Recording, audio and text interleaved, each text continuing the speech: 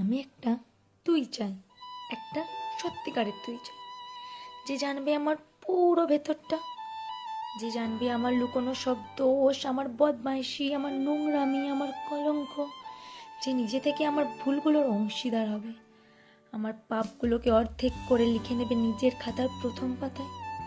আমি এমন একটা তুই চাই, যাকে আমি নির্দ্বিধায় উপহার দেব আমার সব অনিয়ম, আমার অপরকতা, আমার বদ অভ্যেস, আমার উচ্ছৃঙ্খলতা।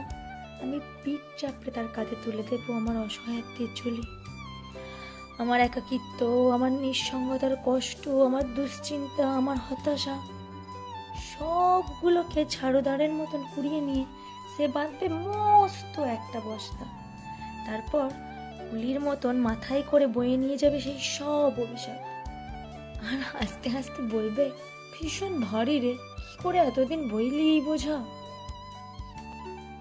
তারপর ঠিকানা ছাড়া পথে হাঁটতে থাকবে অসীম সমুদ্র পর্যন্ত, সাগরের পাড়ে এসে প্রচন্ড শক্তিতে ছুঁড়ে ফেলে দেবে সেই বোঝা। ঠিক সাগরের মাঝখানে হারিয়ে যাবে আমার সব অভিশাপের ঝুলি।